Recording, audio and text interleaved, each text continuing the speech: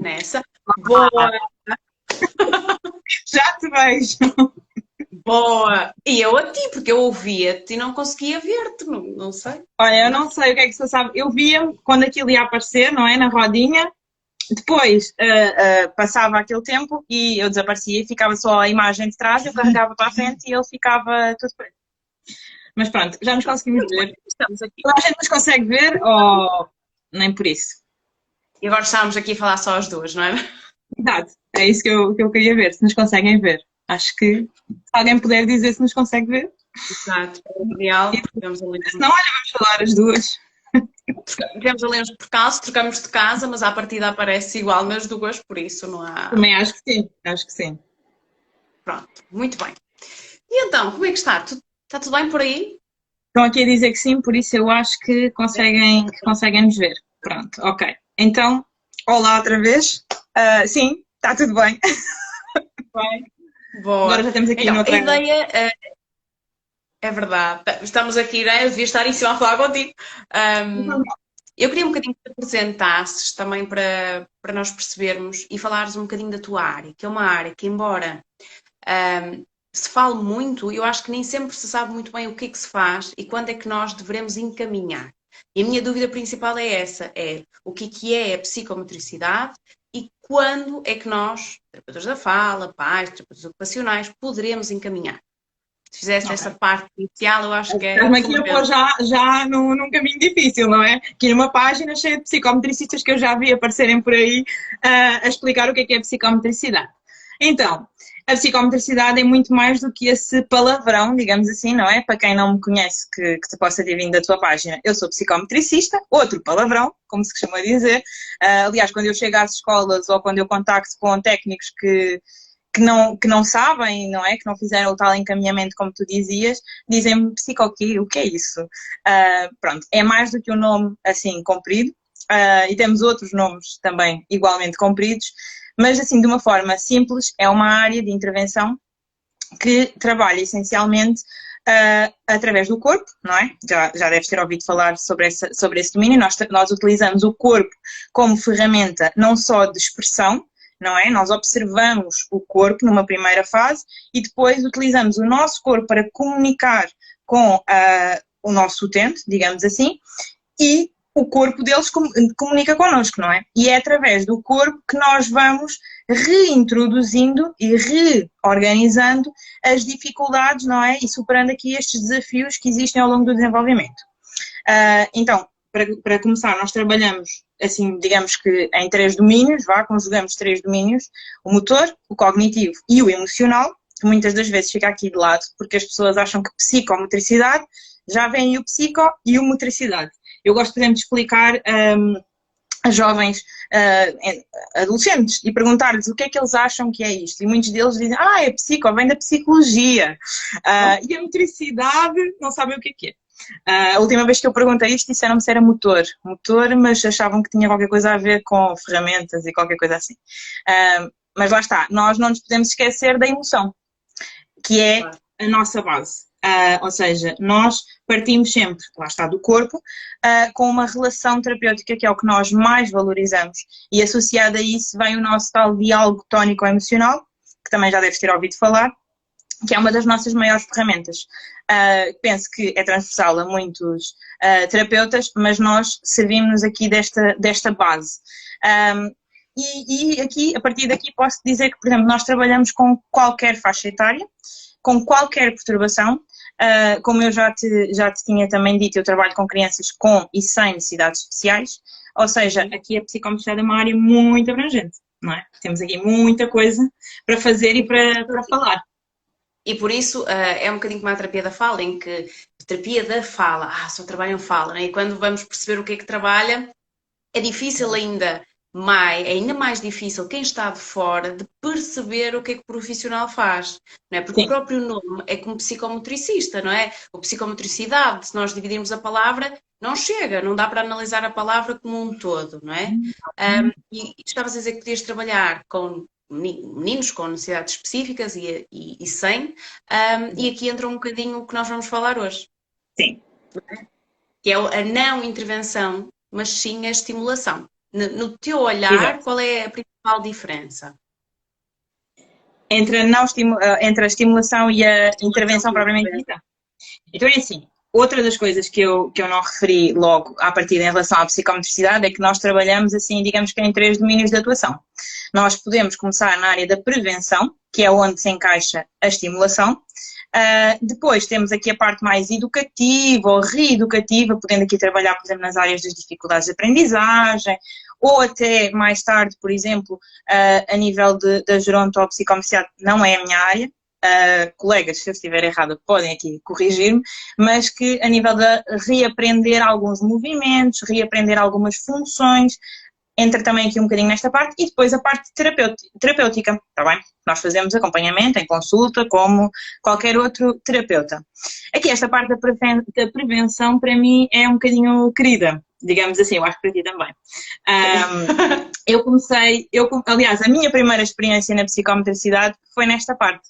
O meu primeiro estágio foi em intervenção precoce, numa equipa de desenvolvimento, na ENDIP, e lá eu contactei com bebés e percebi que eu queria fazer aquilo para o resto da vida.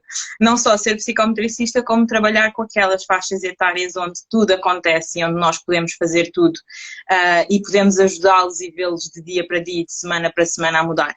E então aqui a principal diferença é essa, ou seja, a estimulação vem, digamos que para nós vem antes, não é? E nós acreditamos que uma boa base de estimulação poderá aqui despistar.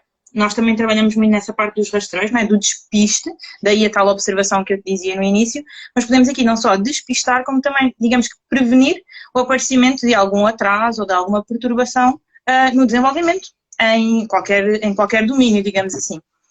Eu, por exemplo, eu costumo, antes de passar para ti, mas eu costumo dizer que eu acho a psicomotricidade muito interessante nesta área da prevenção por um fator. Nós vemos o ser humano numa visão holística, ou seja, nós estudamos todos os domínios, não é? E a forma como o ser humano intervém em todos os domínios do seu desenvolvimento. Ou seja, nós trabalhamos não só a parte motora, como eu estava a dizer, a parte cognitiva e a parte emocional, também trabalhamos aqui estamos atentos também a algumas questões da linguística, da comunicação, e isto é importante porque, como é um profissional tão completo, como eu costumo dizer que tem uma perninha em cada domínio, nós podemos aqui despistar e fazer o tal encaminhamento, por exemplo, para a terapia da fala ou para outras áreas de intervenção. Por isso é que eu acho que a estimulação e a psicomotricidade na estimulação é fundamental. A nível de estimulação, nós podemos fazer com a tua área de forma individual ou podemos fazer em grupo, tal como eu faço, por exemplo, com o Comunicas Comigo? Podemos fazer as duas formas. Normalmente funcionamos mais em grupo quando não há dificuldades, dificuldades no desenvolvimento, ou seja, quando não há necessidades especiais. Funcionamos em grupo, nas escolas, tanto eu como vários outros colegas trabalhamos em colégios, desde o berçário, passamos pela creche e até ao pré-escolar, e trabalhamos com grupos, às vezes até grupos bastante grandes, e trabalhamos todas as competências do desenvolvimento. Mas eu também já tive casos mas aqui já entramos um bocadinho mais no despiste, de casos individuais, de bebés, em que não se identifica, por exemplo, uma perturbação no desenvolvimento, mas que há ali um ligeiro atraso ou que precisa ali de um reforço de estimulação numa determinada área, e já tive acompanhamentos individuais, lá está, para esse reforço extra. É muito semelhante à minha área, não é? Porque há crianças que o atraso não é assim tão significativo e nós percebemos que pode ser ali um bocadinho falta de estimulação, não é? E nós damos algumas dicas e estimulamos e vemos assim uma evolução fantástica, percebemos que a criança não precisava de uma intervenção, mas de uma estimulação, e depois também existe essa componente de grupos que cada vez mais está está a expandir-se, ainda bem, não é? Não só na minha área, mas noutras também. Mas como é que funcionam os grupos? Tu tens um projeto, não é? Que é o Movimento Brincar. Sim, Quando é que surgiu? sim. Como é que Um, funciona? É assim, o nome surgiu nem há um ano, não é? Surgiu em janeiro, mas o projeto em si basicamente define aquilo que eu faço e que qualquer psicometricista faz. Eu quero deixar bem claro que o projeto não é nada de extraordinário, é apenas um nome. Tem aqui uma diferença, tem um segundo objetivo, além da estimulação e lá está, desta despistagem, desta prevenção, que qualquer psicometricista que trabalhe na infância o pode e deve fazer. Tem aqui um objetivo, digamos que secundário, que se prende com a importância do brincar e a consciencialização para a importância do brincar. E aqui com isto entram as redes sociais e não só as redes sociais, como também toda a divulgação e toda a conversa que eu tenho com os pais dos meninos que frequentam estas aulas, em que eu sei que as crianças aprendem e eu tenho, já estou a trabalhar vai para quase 3 anos e sempre trabalhei desde que saí da faculdade com crianças e sem necessidades especiais e intervindo nesta parte da estimulação e eu sei que eles aprendem a brincar. Tal e qual como tu também sabes e muitos profissionais o sabem. E eu sempre fui muito defensora disso, em que muitos sítios onde eu começava a trabalhar me viam como uma professora de ginástica. Eu não sou professora de ginástica, nada contra os professores de educação física, mas eu não sou professora de ginástica e eu sempre dizia, não é só o movimento, não é só aprender a andar, não é só agarrar na bola e lançar, é mais do que isso. Aqui entra, lá está, a parte da emoção. Porque a criança, para aprender a andar ou para lançar uma bola, tem a cognição e tem a motricidade. Precisa dessas duas componentes. Mas se a criança não estiver motivada, ela não vai aprender. E aqui, para a motivação, entra a brincadeira. E muitas das vezes, nas minhas aulas, é isso que eu faço. Eu recrio brincadeiras típicas da infância, para que eles aprendam competências sociais, maioritariamente, porque estamos a trabalhar em grupo, e claro, vamos aqui aprimorando, porque quando tu me dizias ser individual em grupo, eu no grupo sou obrigada a criar especificidades, não é? Como qualquer técnico que trabalha em grupo, temos que atender ali às especificidades e às vezes não é muito fácil. Mas lá está, eu em grupo costumo privilegiar, lá está, o domínio social, por todas as vertentes que tem o grupo, mas sim, temos que atender a estas particularidades. E lá está, eu sei que eles aprendem a brincar, e eles também sabem. E o que eu comecei a observar foi, estas crianças diziam aos pais que era o dia que eles mais gostavam, contavam as brincadeiras que faziam, mas os pais não percebem o que está para além do brincar. Como é que eles aprendem a brincar? Os pais não percebem. Os pais não acham, sim, ok, foi muito giro, mas não estão a ver o que está ali por detrás. Então eu achei que neste movimento brincar devia incluir este objetivo. E muito do que eu faço nas redes sociais tem a ver com isso, ou seja, eu partilho muitas estratégias e muitas atividades que não têm por detrás objetivos terapêuticos, podem ser adaptadas nesse contexto, mas o objetivo é mostrar às pessoas como é que, a brincar, nós podemos trabalhar as letras, os números, a atenção e tudo o resto que as crianças precisam desenvolver. É um bocadinho, o projeto é isso. Como é que fazes essa ligação com os pais? Tu fazes vídeos a explicar as atividades? Propões Sim. Atividades novas para durante a semana? Sim, eu, por exemplo, lá está, o projeto, como eu te disse, em si é recente e com toda esta situação que estamos a viver ficou um bocadinho condicionado. Eu estava a começar a implementá-lo num colégio e ainda não tinha tido muito contacto com os pais. Aproveitei esta situação para o ter. Então, uma das medidas... Exato, temos que aproveitar. Então, o que é que eu aproveitei por fazer? Eu gravo aulas semanais para 2 grupos. Tenho um grupo de mais pequeninos que vai dos 0 aos 3, porque lá está, como agora eles estão em casa e eu não consigo vê-los e não posso fazer as tais adaptações, eu faço uma aula mais abrangente e os pais vão tentando adaptar. Até agora tem corrido bem, então eu tenho as aulas dos 0 aos 3 e dos 3 aos 6, que têm registros completamente diferentes. A aula dos 0 aos 3 é virada para os pais, em que eu interajo com os pais e brinco, entre aspas, com os pais. Mostro-lhes os objetos, por exemplo, esta semana utilizei os objetos que eu partilhei reciclados e em que eu mostro aos pais, e temos toda uma parte em que eu lhes explico como é que fazemos aquele material e quais são os objetivos que estão por detrás. E todos estes nomes, tonicidade, equilibração, lateralidade, tudo isto existe nesta aula para os pais que não existe na outra.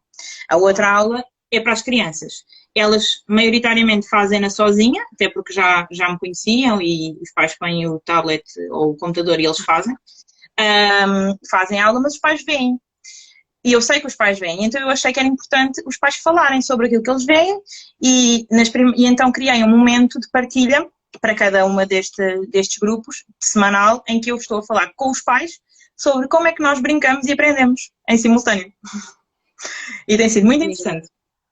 Sim. Tem sido muito interessante. A principal vantagem deste período tem sido, na minha opinião, também comigo, essa proximidade. Havia pais, por exemplo, da minha gestava de intervenção que eu nem conhecia, que falavam comigo por telefone, nanã, eu dava indicações para fazer, mas nunca os tinha visto na vida, não é? Então, agora o que é que eu faço? Eu entro na casa deles e conheço pais pela primeira vez, não é? Tipo, olá, tudo bem, não é? E a principal vantagem é essa. E nós temos que aproveitar isto para, quando regressarmos à parte presencial, os pais estarem lá também. Sim. Porque muitas vezes, não só na minha área, mas eu acho que em todas, nós podemos fazer um ótimo trabalho, mas o ótimo trabalho vai se verificar se for expandido para os outros contextos todos, e nem sempre se verifica. Sim. Verifica tudo, nós terminamos a sessão e dizemos, olha, correu muito bem, fizemos isto, isto e isto. E não chega, os pais têm que entrar. E se o comportamento muda, nós temos que arranjar então uma forma dos pais verem sem a criança os ver, por exemplo. Não é? Sim. De uma outra forma, atualmente está muito em voga as salas de espelho, não é? Em que os pais estão de um lado e conseguem ver a criança não consegue ver os pais, algo que ainda está em estudo. Mas os pais fazem parte da terapia, não é? Em qualquer terapia os pais são o nosso braço direito, muito para além das educadoras. Porque agora nós verificamos que quando acontece alguma coisa, eles estão com os pais, não é? E nós temos que... Completamente. E eu vejo muito isso. Eu estava-te a falar dos casos, que lá está, esse então eu não conhecia mesmo os pais, porque foi tão recente e foi a proposta feita, o trabalho foi feito diretamente com o colégio em si, ou seja, nem passou pela divulgação aos pais, ou seja, os pais terem que se inscrever, não foi nesse formato. E nas primeiras reuniões que eu tinha destes momentos com os pais diziam ela gostou muito, e divertiu-se muito, era muito giro. Até porque, por exemplo, uma das coisas que eu fiz foi pôr de lado todos os materiais típicos da psicomotricidade. Tudo que são cones, arcos, blocos, tudo que supostamente se associa a um psicometricista está na minha casa guardado há mais de 2 meses. E eu continuo a trabalhar. E isso foi uma das ferramentas que eu encontrei para mostrar aos pais de que é possível. Ou seja, muitas das vezes os pais diziam, sim, porque isso que tu falas das salas de espelho, eu não utilizo, mas utilizo o telemóvel e gravo muitos momentos e envio aos pais. E hoje eu consigo perceber que os pais não percebem o que é que está a acontecer, porque eles olham, veem o concreto e não veem o objetivo. Não é? Não veem o que é que está por trás daquilo. E muitos pais me diziam, sim, mas eu depois lá em casa com os brinquedos que ele tem lá, ele não faz isso. Ou, sim, mas eu não tenho aqueles brinquedos que a Vanessa tem. Ou, por exemplo, onde é que comprou? Que eu quero comprar igual, como se o segredo fosse o brinquedo. E então foi uma das ferramentas que eu achei. Então eu arrumei tudo o que era típico e eu tenho usado essencialmente o corpo e o movimento, não é? E objetos que existem em casa. E isso foi muito interessante, porque os pais criaram aqui este desbloqueio, ou seja, verem uma criança a ir buscar, por exemplo, um alguidar, e a juntar as bolas que haviam lá em casa, e a fazer todo um planeamento a acontecer, e o que é que está ali. Eles começaram a ver que, ok, então, se calhar ela está saturada de brincar o resto da semana porque está a usar tudo da mesma maneira, não é? E aquilo passou a ser um momento deles verem alguma energia a fluir de outra forma. E eu acho que isso é, sem dúvida, o melhor que nós temos a retirar deste momento. Acho que é essencial. Nos grupos de estimulação, mesmo comigo, no Comunicas Comigo, o que acontece é que, eu não sei se nos seus grupos, por exemplo, há meninos com necessidades específicas ou não. Existe, não é? Às vezes mais nos meus também. mais do que eu, não é? Até porque o meu projeto, em alguns sítios é geral, com todos os meninos, outros não, é por inscrição. Ao ser por inscrição, os pais à partida que têm dúvidas e que sentem receios relativamente ao desenvolvimento do filho, porque já veem que há ali alguma diferença, inscrevem. Então é possível eu ter, por exemplo, em 10 meninos, 8 com necessidades. E aqui requer da nossa parte também esse ajuste que estavas a dizer. E é muito isto, eu nas plataformas dos colégios eu filmo e depois coloco fotografias, explico os objetivos, mas o que eu reparo é que é mesmo isso ele gostou muito, ele agora até já sabe dividir em sílabas, mas o dividir em sílabas para que é que serve? O que é que lhe vai ser útil? E é esta passagem de informação que agora nós estamos a ter possibilidade. E eles perceberem também qual é o nosso trabalho. Porque o nosso trabalho, a ti chamam-te professora de ginástica, a mim chamam-me professora da fala. Pronto, e entra a professora da fala. Por acaso tenho curiosidade em saber o que é que te chamavam. Professora da fala, professora também, fisioterapeuta da fala também, já me chamaram. Inúmeras, mas por exemplo, e há uma diferença que quando vimos nos colégios, os meninos apontam e dizem, aquela é a Telma, é a menina que ajuda os meninos a falar. Ou seja, eles já explicam melhor do que às vezes alguns adultos, não é? E é curioso perceber a visão que eles têm. Lá está, tenho os grupos, mas depois também tenho escolas onde eu vou que só tenho uma criança naquela escola, não é? Porque eu trabalho essencialmente atendimento particular. E então tenho um menino naquela escola, mas os meninos todos da sala dele me conhecem e todos os outros da escola me conhecem. Eu entro ao portão, eles vão a correr dizer que chegou a Vanessa, que vai ajudar o não sei o que a fazer qualquer coisa. É isso, e porem-se colados quando há janelas, porem-se colados a ver o que é que está a acontecer. E a pedirem para entrar. A mim pedem para entrar. Vêm os arcos e as bolas tudo a voar e dizem, eu também quero. E depois eles vêm dizer, não, mas aquilo é só para crianças que têm dificuldades. E eu, não.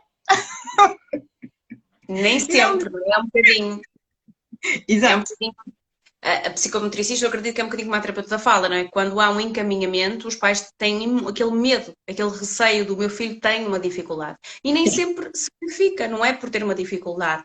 Às vezes por exemplo, eu chamo ao meu grupo estimulação da linguagem, não é? O Comunicas Comigo é estimulação de linguagem, não é terapia da fala. E muitas vezes há esta dificuldade de perceber o meu filho anda na terapia da fala. O filho não anda na terapia da fala. O filho está a ser acompanhado em estimulação de linguagem, não é?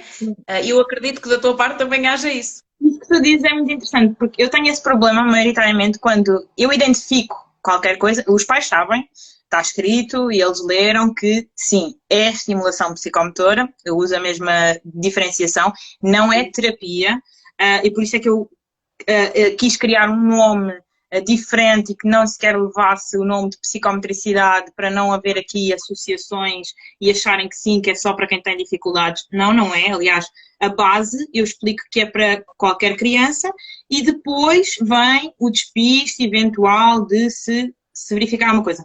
Mas já tive pais, por exemplo, em que eu observava que havia ali aquele, como te estava a dizer, aquela necessidade daquele reforço extra de estimulação e que os pais recusavam porque achavam que era terapia.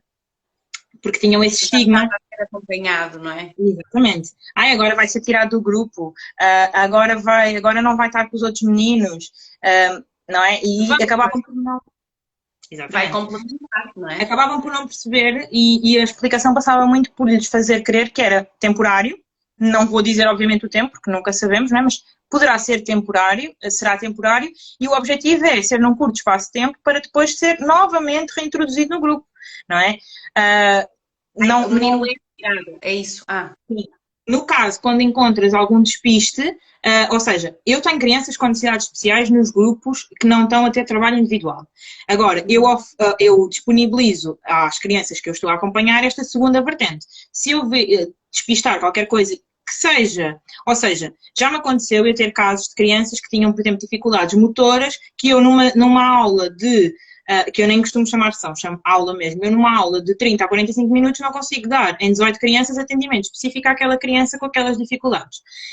E cheguei a falar com pais, por exemplo, então, olha, vamos retirar uma vez por semana, vamos acrescer aqui este acompanhamento, este tal reforço de estimulação, num curto espaço de tempo, para depois a criança ser reintroduzida. Houve crianças que foram reintroduzidas e houve crianças que não foram, porque efetivamente se despistou outro tipo de condições e que tiveram que seguir para acompanhamento terapêutico.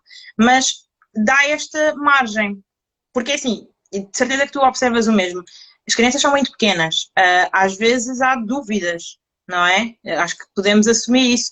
Às vezes há coisas que nos parecem ser alguma coisa e que precisam de ser melhor observadas para que haja um rótulo. É assim, eu não faço diagnósticos, tenho essa vantagem, eu não faço diagnósticos, eu faço observação, complemento, mas eu não ponho rótulos a ninguém. Mas lá está. Observa o mais importante, que são as características, não é? Sim, tem que haver o seu critério. Eu diagnósticos terapêuticos, mas muitas vezes não importa o diagnóstico, não é? O que importa são as características. Às vezes eu vejo muito colegas que têm muita dificuldade, recebem um caso novo e aparece, por exemplo, uma perturbação do espectro do autismo, que é algo comum atualmente, não é?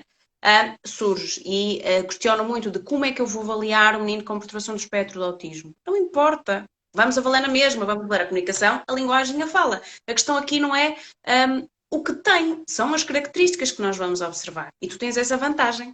Sim. Tu observas o importante, que são as características. Exatamente. Aliás, eu recebo ainda, o mês passado recebi uma criança, e isso acontece com frequência, para observar. Há ali qualquer coisa, não se sabe o que é. Obviamente a minha avaliação também não vai dizer o que é, pode dar umas diretrizes no sentido de perceber se há algum desvio ou não do que era esperado para aquela faixa etária em alguns domínios.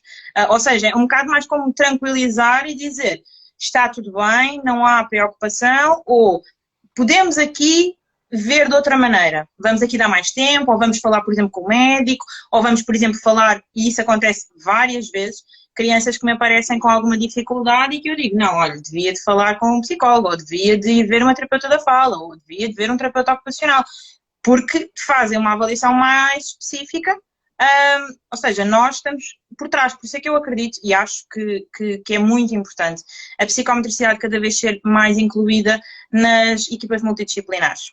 Eu acho que é fundamental, porque nós fazemos um trabalho que não vou dizer que não, eu acho que é assim, qualquer terapeuta consegue trabalhar sozinho. Eu acho é que o seu trabalho não é tão bom como se ele trabalhasse em conjunto com outras áreas. Eu tenho casos meus em que eu estou sozinha com eles e que são os casos em que mais vezes eu tenho que pedir sugestões e falar com pessoas que eu confio de outras áreas. Ao passo que, por exemplo, casos que eu tenho que estão a ser intervencionados por outras áreas, isso não acontece tanto.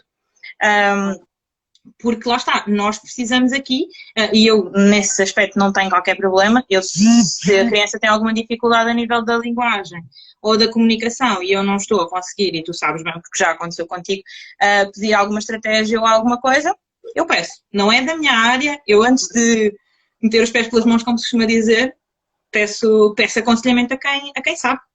Claro. Tocaste aí num ponto importante que foi na terapeuta ocupacional. E muitas hoje enviaram-me uma dúvida para esta lá, relativamente a isso, que era como é que nós podemos distinguir, que foi assim que me perguntaram, um terapeuta ocupacional de um psicometricista? Entre essa pergunta e o que é psicometricidade, acho que foi as duas perguntas que já me fizeram mais na vida. Eu não consigo... É 50-50. Não há problema nenhum. É 50-50.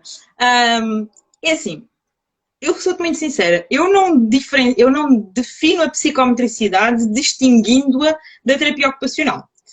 E como viste, eu incluí em encaminhamento a terapia ocupacional. Acontece. Eu acho que há crianças que precisam do trabalho da terapia ocupacional. E a terapia ocupacional não é psicometricidade, tal e qual como a fisioterapia, não é psicometricidade, nem a psicometricidade tem a ver com aquelas outras áreas. Eu acho que é assim, a dificuldade está no meio. É onde eu percebo. Porque, por exemplo, os terapeutas da fala, eu conheço vários terapeutas da fala que trabalham de várias formas, mas vocês têm muita conotação de trabalham em mesa, frente a frente, e precisam só daquele cantinho, e muitas das vezes eu sei que são dadas condições miseráveis, desculpa-me o termo, porque o terapeuta só precisa de uma mesa e às vezes até divide em mesa com outro terapeuta se for preciso, você já precisa de um cantinho. Pronto, e lá está, eu acho que, como eu disse no início, a relação e toda a corporalidade que vem por trás disso é precisa em qualquer área. O que eu acho que aqui mistura um bocadinho é que tanto a terapia ocupacional como a psicomotricidade trabalham em ginásio, utilizam aquelas esponjas grandes, os fraldares, ou seja, utilizam materiais muito similares. E não vamos mentir, não é? A psicomotricidade, pelo menos em Portugal, é mais recente, é menos conhecida ainda e acaba por haver alguma confusão e as pessoas fazem essa questão. Eu acho que a primeira questão tem a ver com isso. À vista, para quem não está dentro do universo das terapias, acha que é a mesma coisa. Eu tenho a certeza que Exatamente. Eu tenho a certeza também. Eu tenho a certeza que um pai que tenha um filho nas duas terapias ou que já tenha passado pelas duas vai conseguir perfeitamente perceber que é diferente. E é diferente essencialmente no quê? Nos objetivos. Tal e qual como eu posso fazer uma atividade para a mesma criança com o mesmo material que tu e eu vou trabalhar uma coisa e tu vais trabalhar outra, com o terapeuta ocupacional vai acontecer exatamente a mesma coisa. Está bem? Ou seja, os objetivos são diferentes, a forma de trabalhar à primeira vista pode parecer igual, mas não é. Porque lá está, os objetivos são diferentes. E não é por o material ser o mesmo, ou não é por estarmos em movimento e a fazer jogos, porque vocês, terapeutas da fala, eu acho que às vezes não vos nada de nessa área. Os terapeutas da fala fazem isso, os psicólogos que trabalham com crianças pequeninas fazem exatamente o mesmo. Trabalham com os jogos, trabalham sentam-se no chão e brincam, tal e qual como nós. Aliás, brincar e sentar no chão não é, como é que eu ia dizer, não é propriedade do psicometricista, é de qualquer terapeuta. É algo que eu faço também. Mas era o que estavas a dizer, muitas clínicas onde eu trabalhei, agora trabalho mais a nível privado, mas muitas clínicas onde eu trabalhei, tínhamos isso, tínhamos a mesinha, tínhamos as cadeiras e o terapeuta da fala nasceu para estar ali. E então depois, por exemplo, nos infantários, de facto, é necessário muito trabalho de mesa, numa faixa etária em que temos de trabalhar muito a componente da articulação, da linguagem, também é possível. Mas depois surjo nos infantários com esta versão também da prevenção, que é, eu não vou estar com 10 meninos de 2 anos na mesa, não é? E aqui... e lá está, e aqui o dinamizar, o sentar no chão, o brincar, nós também fazemos. E se calhar quando passam por mim, se calhar até acham que eu sou uma psicometricista, não sei. É assim, ou por exemplo, aqui dão-te a mesa, a mim dizem, é pouco espaço. Têm a ideia que nós só fazemos coisas em ginásios astronómicos. É assim, eu sou sincera e os meus colegas de certeza concordam comigo. Quando nós vamos a uma escola e dizem pode usar o ginásio, nós batemos palmas. Nós ficamos contentes. Mas, se tivermos que trabalhar na mesa da sala do ATL ou do refeitório, tudo bem. É o que eu digo. Estamos a fazer psicomotricidade. Lá está, aqui nós adaptamos e não querendo fugir à tua questão, porque assim, não me cabe a mim explicar o que é terapia ocupacional. Agora, cabe-me explicar o que é psicomotricidade. Eu percebo que haja estas confusões e acho que tem muito a ver com... São áreas que ainda estão a ganhar o seu espaço, ou seja, o seu espaço distanciando-se, não é? Distanciando-se, eu acho que não é uma questão de terem que se distanciar. Eu acho que é as equipas multidisciplinares e como falaste das clínicas, eu não vejo que uma clínica, por exemplo, tenha que dar preferência a um psicometricista ou a um terapeuta ocupacional. Como eu te disse, eu acho que, seja numa escola... Diz-me? Não existe essa diferença. Existe. Eu nunca trabalhei numa clinca em que tivesse um psicometricista. Exatamente. Normalmente, se tem um psicometricista, não tem um terapeuta ocupacional. Não é muito comum ainda, está a começar a acontecer, felizmente, mas não é muito comum haver em clínicas, em hospitais, equipas onde reúnam os dois técnicos. Pronto. O que eu acho que as equipas têm que fazer é sim reunirem os dois técnicos, mas dividirem os casos consoante as especificidades de cada um e o contributo que cada área pode dar, tal e qual como vão. Às vezes não há tantas dúvidas, e isto é uma questão que eu trabalho muito com terapeutas da fala em vários meninos, e às vezes é uma questão que eu me coloco, que é, porquê é que há tantas dúvidas em relação à psicomotricidade e à terapia ocupacional e não há com outras áreas? O terapeuta da fala, às vezes, também precisa das nossas estratégias, e nós precisamos e muito das vossas estratégias, não é? Ou seja, eu não vejo uma criança, e aí falo em nome da psicomotricidade, eu nunca vejo uma criança apenas com aquele diagnóstico ou apenas com aquela dificuldade. E eu acho que as vossas áreas, por serem mais específicas de um determinado domínio, digamos assim, acabam por ver as coisas de forma mais específica, não é? Tu vais trabalhar a fala, obviamente, e acontece muito. Colegas terapeutas da fala que me vêm a perguntar questões de tonicidade ou questões, por exemplo, de motricidade fina e que me vêm colocar esse tipo de questões de como é que podemos aqui trabalhar, ou questões, por exemplo, de atenção, como é que podemos aqui trabalhar esses fatores, porque lá está, vocês estão detalhados para aquela especificidade da fala e da comunicação. E eu acho que é um bocadinho por aqui. Eu acho que não é preciso distinguir, porque elas são diferentes. Complementar, não é? Sim, aqui, sem dúvida, sem dúvida. Sem dúvida. Aqui acontece connosco, às vezes acontece muito a questão da leitura e da escrita. Leitura e escrita, e roçamos ali um bocadinho a questão do psicólogo, também trabalha a componente da leitura e da escrita. Não é? E aqui podemos trabalhar os dois, o psicólogo e o terapeuta da fala, essa componente da leitura e da escrita, cada um na sua componente. Claro e que sim. Às vezes é muito difícil. É muito difícil também de se perceber isso. Pode ser complementar. E aí fazes-me lembrar um outro aspecto, que é, nós, psicometricistas, vamos sempre à origem. Ou seja, chega-me uma criança, por exemplo, ele não consegue estar sentado, ele não consegue estar atento, ele não para quieto. Está bem. E isso é o quê? Tenho muitos desses. Isso, por detrás disso está muitas outras coisas. Percebes? Podemos aqui ter questões emocionais, podemos aqui ter questões sensoriais, podemos aqui ter questões de motivação, podemos aqui ter várias questões que fazem com que a criança, no produto final, não consiga estar sentada numa sala de aula e tomar atenção. Certo? E por isso é que eu acho que o psicometricista é importante e a visão do psicometricista é importante nestas equipas. Porquê? Para ver estes fatores. Por exemplo, eu já tive crianças que vieram de um psicólogo em que o psicólogo redirecionava ali para uma determinada área, mas não estava a ver os outros fatores. E isso acontece, porque não está errado. Tal e qual como eu te digo, que a minha avaliação é uma avaliação mais global, digamos assim, não é? Em que eu aponto os vários fatores que poderão contribuir e justificar aquele comportamento e aquela dificuldade que nós observamos, e às vezes é necessário redirecionar para uma avaliação mais específica de uma determinada área. E aí eu acho que é a mesma coisa. Quando me falas da leitura e da escrita, o psicólogo vai trabalhar componentes e funções que são necessárias para desempenhar essa tarefa, mas vocês vão trabalhar as componentes e funções complementares. E a criança só vai ter um bom desenvolvimento, lá está, depende aqui, isto de uma forma genérica, depende aqui do que é que está a afetar essa dificuldade. Mas de uma forma geral, nós precisamos tanto das ferramentas que o psicólogo dá, como das ferramentas que o terapeuta da fala vai dar, não é? Sim. E de certeza que tens casos em que é necessário haver a junção. E os resultados são ótimos, claro. São muito mais rápidos, porque o que acontece é que a complementaridade, e era o que estavas a dizer, que quando tinhas colegas a trabalhar contigo, também se verificavam essas diferenças. Sim, claramente. Por exemplo, nós, psicometricistas, investimos muito aqui na parte da comunicação não verbal, vocês também, mas de outra forma. E às vezes faz falta aquele toquezinho do psicometricista para vos ajudar também ali a dar uma outra informação e a conseguir ali estreitar a comunicação de outra forma. E de certeza... E qual é o toquezinho? Qual é o toquezinho? O toquezinho depende da criança para criança, mas é assim, que queria já aqui os pozinhos mágicos, não era? Mas, por exemplo, não sei se já te aconteceu isto, eu pelo menos já tive colegas, terapeutas da fala que me disseram que tiveram que fazer isto.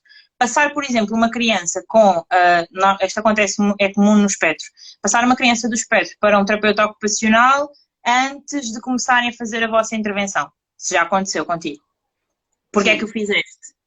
É da imitação motora à imitação verbal, não é? Da componente do corpo, que é mais global, para algo que é mais específico. Aqui voltamos à mesma história, da questão... Quem nasceu primeiro? Deixa eu Quem nasceu primeiro, o ovo ou a galinha, não é? Voltámos aqui outra vez à mesma questão, como estavas a falar da leitura e da escrita, que é, há ferramentas que o psicólogo vai promover que são importantes para tu fazeres um melhor trabalho. A mesma coisa. Não quer dizer que não haja casos que não precisem da terapia ocupacional e da psicometricidade em conjunto. claro. E isto às vezes eu percebo que se calhar seja um bocadinho difícil, sobretudo para alguns psicometricistas, porque temos o nosso espaço ainda mais barrado, porque não nos conhecem tão bem, e que acham que têm que dizer não, eu sou totalmente diferente da terapia ocupacional, se tem psicomotricidade não pode ter terapia ocupacional. Não, eu já tive alguns casos em que tinham as duas. E podem ter snooze e podem ter outras coisas e podemos aqui andar todos aliás, podemos, não, devemos. Isso é uma das coisas que eu costumo falar com algumas colegas de outros terapeutas, que é, nós devemos trabalhar os objetivos complementares uns dos outros. Porque, por exemplo, isto acontece nos casos, por exemplo, de espectro do autismo. Se eu estou a trabalhar imitação com aquela criança, não é? Causa e efeito, resposta, comunicação, socialização. Se ela está a trabalhar também a comunicação, a verbalização com o terapeuta da fala, nós devemos estar no mesmo momento a trabalhar estes objetivos. Porque, então, se tu estás a trabalhar a parte da comunicação, da verbalização, a categorização, a associação, eu vou estar a trabalhar percursos motores sem incluir isso, não é? Eu vou estar, por exemplo, focada numa motricidade fina. Não, se calhar se eu durante um período condensar o meu trabalho nesses objetivos, nós vamos estar mais rapidamente a atingir o resultado final. Percebes? Eu, por exemplo, eu não tenho a experiência de trabalhar como psicometricista, mas eu costumo fazer isto muitas vezes. Eu falo com as terapeutas da fala que trabalham com os meus meninos e partilhamos não só atividades que estamos a fazer, estratégias de sessão que funcionaram bem, partilhamos não só com a família, mas temos muitos grupos em conjunto e partilhamos essas mesmas estratégias e replicamos de sessão para sessão. Ou seja, eu, por exemplo, há uma questão de rotina que eu identifiquei que funciona melhor com aquela criança, falo com a terapeuta da fala e ela diz, ok, vou experimentar também. Isto acontece muito, por exemplo, como nós, às vezes, vagueamos mais pelo espaço do que os terapeutas da fala, que ficam mais na mesa, entre aspas, eu às vezes consigo identificar, por exemplo, os estímulos distratores daquela criança. Porque fiz essa observação, porque fui até à janela e vi o que é que estava a acontecer. E dou essa estratégia à terapeuta da fala, então ela já sabe que não se pode aproximar da janela, por exemplo. Isso acontece muito nos domicílios, não é? Porque eles estão no seu ambiente. E então, nós chegando lá, às vezes é difícil de perceber, por exemplo, porque é que naquele dia o tempo de atenção está mais curto, não é? O que é que mudou ali naquele ambiente, ou porque é que este ambiente é diferente, a sala é diferente da cozinha, não é? E há isso, essas pequeninas coisas do ambiente que nós não temos. Eu sou sincera, eu não tenho essa percepção do que é que pode. Claro que se me passar o gato do menino à frente do trabalho, eu consigo perceber que provavelmente foi o gato, não é? Agora, eu acredito que tu tenhas um olhar muito mais completo a este nível, não é? E os domicílios, de dia para dia, não é? De semana para semana, trazem sempre estas questões de como é que eu posso, de como é que eu posso potenciar essas questões, não é? O que é que eu posso mudar ali? Às vezes, olha, por exemplo, nos domicílios, uma coisa que eu costumo fazer é, aliás, isto eu faço em qualquer sítio, eu antes de fazer uma avaliação faço uma observação. E essa observação, normalmente eu, nas escolas, tento que seja na própria sala, em que eu vou ver a criança e as movimentações e tudo mais, porque para mim é muito importante eu conhecer uma criança, sim, mas eu nunca consigo conhecer só comigo. É impossível. Eu tenho sempre que falar com a família e ter uma anamnese e, às vezes mais do que uma anamnese, conversar e fazer determinadas perguntas para perceber como é que funciona, mas eu preciso sempre, por exemplo, falar na escola. E os meus momentos de observação são sempre até extensos por causa disso, porque eu observo a criança não só na sala, a interagir, na sua rotina normal, em que fica ali meio que de lado, tipo mirona, a ver o que é que está a acontecer, mas tenho sempre algum tempo a falar com as educadoras e a perceber como é que funciona, como é que são as rotinas, como é que a criança reage, o que é que funciona bem, o que é que funciona mal, quais é que são as dificuldades, para juntar esse bolo. E depois observo a criança comigo. Quando temos os domicílios, essa é uma dificuldade, porque eu não consigo observar isso tudo. Eu tenho domicílios em que eu não tenho contacto com a escola, nem com as educadoras. E também tenho escolas em que não tenho contacto com casa. Ou seja, não os consigo observar em casa. E isso às vezes cria algumas dificuldades. E às vezes quando os pais dizem reage mais de uma maneira ou de outra, não é só o contexto, às vezes é esses tais estímulos, não é? O gato ou a janela. O que eu te ia dizer, uma estratégia que eu costumo usar é, por exemplo, quando vou para um domicílio ao início, eu não levo materiais. eu interajo com a criança com o que ela tem. Ou seja, eu primeiro recebo a criança e depois dou-me à criança, entendes? Porque às vezes isso altera completamente. Às vezes um jogo diferente que tu levas, às vezes até o facto, por exemplo, tu vais lá todas as semanas e levas sempre coisas novas, só essa alteração já é o suficiente para mudar o comportamento. Sim, no início do o que é que tu tens aí na saca? O que é que tens aí, não é? Eu tenho assim um, costumo levar, vou variando, não é? Acho que assim, chega a um ponto em que às vezes eu tenho que, repete-se o jogo, muda é o objetivo, não é? Claro. Pronto. Trouxeste algum jogo novo? Logo ali no início. Porquê? Isso é muito Porque vamos engraçado. direcionando e alguns jogos vão aparecendo mais no final, né? Temos que fazer outras coisas antes e vamos direcionando e dentro da saca tem várias atividades. E então na minha cabeça já estão com uma Claro. certa sequência, não é? Mas deixa-me ver, se eu mostro o que eu tenho, já se vai tudo e às vezes eu deixo ir e digo, ok, vamos então seguir o que é que tu queres fazer, não é? Vamos tentar. E há casos que só funcionam desta forma. Eu não posso levar na minha cabeça uma sessão toda planeadinha, linda e maravilhosa como aprendemos na faculdade, não é? Nunca na vida. Às vezes temos que deixar. Se eu te disser que eu nunca levo. Pois acredito. Mas eu tenho só para trabalhar e linguagem para trabalhar, não é? E eu tenho o corpo, a tonicidade e 7 fatores psicomotores para pôr em ordem. Não, isso também vai muito de pessoa para pessoa. E isto é uma das formas que eu identifiquei em mim que eu melhor trabalho. Muito porque às vezes eu me sentia condicionada pelos materiais, ou pelo espaço, ou pela criança, ou por ter que atender lá está, ter que balançar. Então, eu não levo assim grande coisa planeada no sentido da atividade escrita como nós aprendemos na faculdade. Isso não acontece. Acontecem os objetivos, sim. Acontecem os materiais bem definidos, mas é muito da relação. E eu acho que é isso que diferencia muito o psicometricista. Eu acho que a psicometricidade acontece na relação. São 5 minutos, são 10 minutos, mas é eu e aquela criança, naquele espaço, com aqueles materiais, e há uma relação, e há uma interação. E a terapia nasce daí. Na estimulação é a mesma coisa. Às vezes é mais difícil de gerir estes fatores porque somos mais, não é? Somos um grupo. Mas acaba por ser essa união que faz a diferença, eu acho que é isso que faz a diferença na psicometricidade, porque é aquela relação. É assim, eu sou psicometricista, não tenho outra profissão, não é? Mas eu não consigo identificar e tenho às vezes uma dificuldade em conseguir observar outros colegas de outras áreas e identificar este aspecto. Percebes? Eu acho que isto sim diferencia o psicometricista, esta maneira que nós temos de nos relacionarmos com a outra pessoa e com o ambiente e quando tu há pouco dizias que se calhar nós estamos mais despertos para estas questões do contexto e que somos mais rápidos a perceber efetivamente o que é que está ali a perturbar, eu acho que tem a ver com isso. Tem a ver com esta leitura global que nós fazemos do ambiente, um bocado uma visão raio-x. E o que é que está a perturbá-lo em si, não é? Surgiu-me agora aqui na ideia um menino que eu tenho amanhã de manhã que facilmente fica cansado. Ele ainda não começou, olha para mim e diz assim, já estou cansado, não é? Eu não quero fazer, só quero fazer um, não é? Que é tipo uma atividade. Assim, mas só vai, não vamos vendo, vamos fazendo, olha aqui o que é que eu trouxe, fazer aqui tento, não é? Agora no computador, tem ali uma coisa gira e mexe dali, mexe de lá, nem assim. E então, como eu abro e digo assim, olá, bom dia, e o que é que me resposta? Eu só quero fazer um. Logo, e a questão é o que é que o perturba a ele nesta questão do que é que eu posso adaptar mais, não é? O que é que já tentei de tudo. Eu não conheço, é um bocado difícil fazer aqui alguma análise, mas poderá ser alguma questão derivada ou às tarefas que propões ou ao que estão a trabalhar.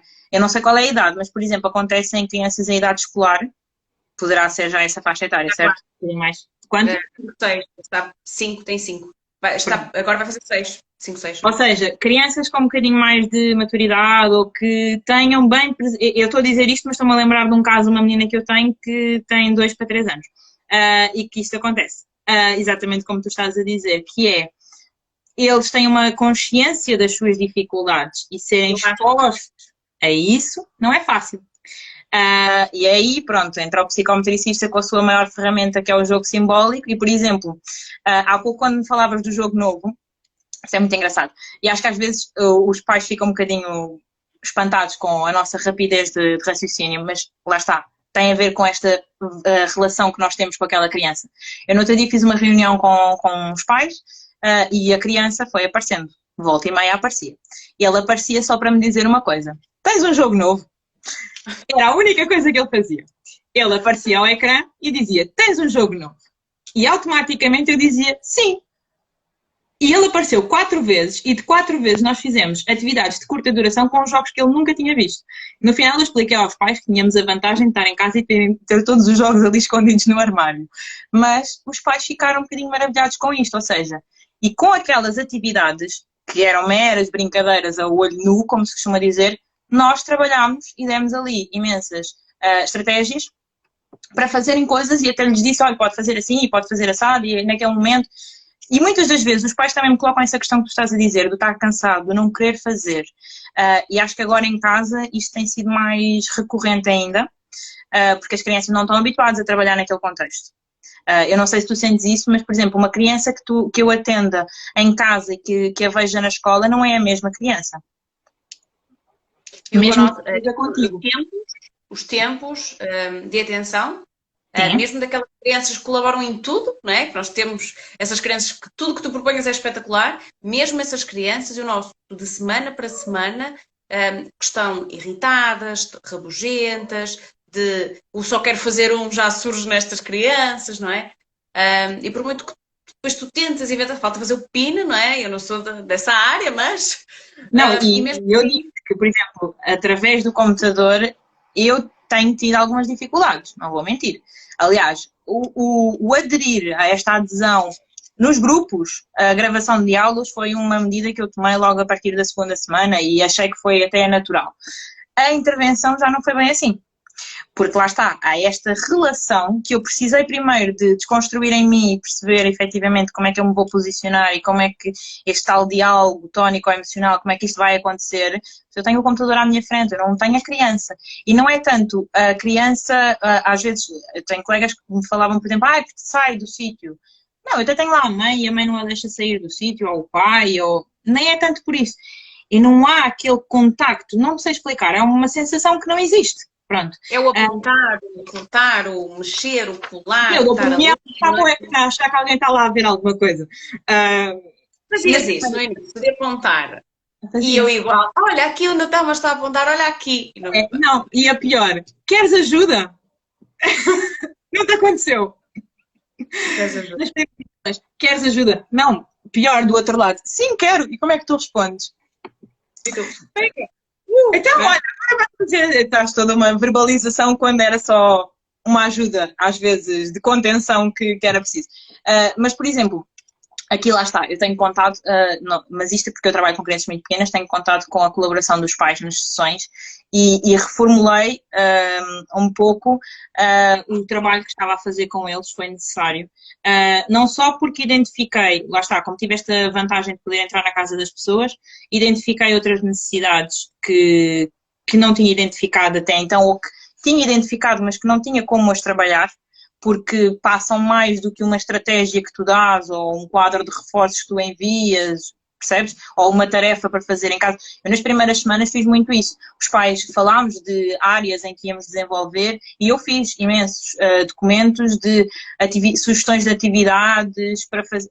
Não era isso que eles precisavam, entendes? E então eu acabei por ter que requisitar alguns pais para a dinâmica, muito para que eles observassem e vivenciassem essa mesma relação. Então é quase como se estivesse a intervir com as crianças e com os pais ao mesmo tempo. É assim um misto. Mas em relação a esse caso que estavas a dizer do só mais um, eu acho que tens que identificar aqui o que é, lá está, como tu dizes bem, o que é que está a perturbar isto. Pode ser a situação em si, pode ser a exigência. Houve crianças, por exemplo, que eu tive que voltar um bocadinho atrás. Sim. Porque este menino está chamado no último som. Ele está no último. Ele adquiriu praticamente todos os sons que existiam na língua portuguesa comigo e agora está no último som, não é? Tenho uma irmã gêmea que está um bocadinho abaixo ainda, porque também começou depois, mas ele sabe que está no último som. Porquê? Porque ao longo do tempo ele ia-me sempre perguntando quantos faltam? Porque em casa, no final, eu falo sempre com os pais, de onde é que estamos, onde é que queremos ir, e ele estava por lá, não é? A brincar, mas sempre ouvindo. E então foi-se apercebendo que está no último som. O facto de estar no último som é uma coisa extremamente importante, não é? E é um som difícil para ele. O re, o pre, tere, cre, é sempre uma dificuldade. E ele sabe que está muito próximo da escola, não está na escola agora, não é? Está quase a entrar no primeiro ano, e é algo que mexe com ele porque ele não consegue. E eu não consigo ir lá com o meu dedo e dizer assim, olha, é ali, não é? Porque agora também não consigo. Mas de facto ele tinha adquirido todos os sons e eu tinha que começar este som agora.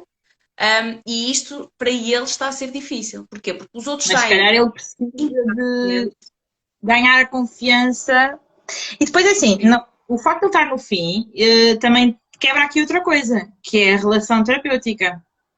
Pois. E isso é, às vezes, um fator que influencia bastante. Porque eles têm uma relação, por exemplo, num caso, estou-me agora a lembrar, um caso dos que eu tive que rever aqui um bocadinho o trabalho que estava a fazer.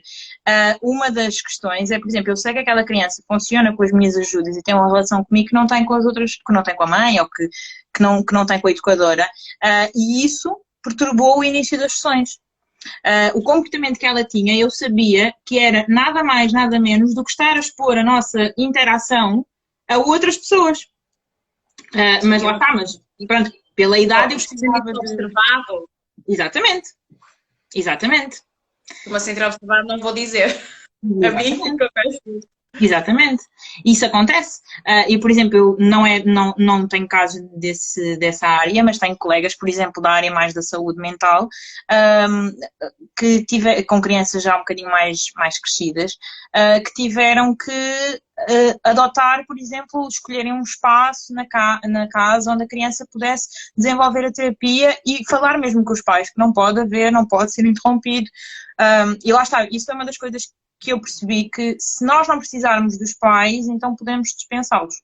Porque a relação que nós temos terapeuta-criança é essencial preservar. E isto acontece-me, voltando um bocadinho à parte da estimulação, isto acontece-me também nos grupos de estimulação. Lá está, nós somos movidos à empatia, eu acredito um bocadinho nisto, nós, seres humanos em geral. E acho que as crianças têm mais facilidade em se ligar de forma empática do que nós, adultos. E isto acontece muito nos grupos de estimulação. Crianças, às vezes, até que eu não... Sei lá, não vou mentir, nem por todas as crianças eu sinto a maior empatia. As pessoas têm... É uma conexão que não sabes explicar. Às vezes é ali uma conquista. Exatamente. E, por exemplo, ter crianças que no momento em que estão mais frágeis, por exemplo, vêm a correr e que se sentem, percebes? Que se sentem bem. Realmente eu acho que lá está, por isso é que eu costumo sempre dizer, na estimulação, eu acho que a psicomotricidade é muito para além de os ensinar a saltar ou de os ensinar a correr. Então, se fosse só para isso, então era melhor um professor de educação física. Eu costumo dizer isto muitas vezes. Porque... E surge a dúvida relacionada com essa questão de, em alguns espaços infantários, colégios que eu trabalho, e faz parte, a psicomotricidade faz parte do currículo, não é? Está lá, eles têm um tempinho da psicomotricidade, mas não é dado pela psicomotricista. É educadora. Uma educadora, ou uma professora de expressão dramática, ou uma coisa assim, não é? É outra batalha. Como é que equilibramos? É outra batalha. É outra batalha, porque, e aí a questão, quando há pouco te expliquei que em relação à terapia ocupacional, às vezes o que pode confundir à primeira vista é o contexto, aqui temos a falar de, não vou dizer erros, mas de má fundamentação dos planos de estudos. As educadoras têm no seu plano de estudos, assim como alguns cursos de terapia ocupacional e de outras áreas, uma unidade curricular que se chama psicomotricidade. Pois é, eu andei 3 anos numa licenciatura e mais 2 no mestrado e até hoje continuo a aprender. O que é a psicomotricidade. E há muitas pessoas que têm uma unidade curricular e que depois vão ser educadoras, como devem ser, e nós temos muitas competências pedagógicas, mas não sou professora. Aliás, eu assumo o título de professora só para não estar a justificar 50 vezes que sou psicometricista. Mas depois de já lá estar 2 ou 3 meses já me faz confusão e começo a insistir todos os dias que sou psicometricista. Porque, lá está, eu gosto de marcar esta diferença, porque é exatamente isso. Nós não... e está aqui uma colega a responder, e bem... Pois, mas não é. É como psicometricistas. É psicometricista, é. Porque lá está, é esta questão que Sempre o que acontece não é isto. não é o que acontece. E, por exemplo, vou-te contar um exemplo muito, muito recente. E eu acho que isto vai acabar, porque está-me aqui a aparecer um tempo. Tá.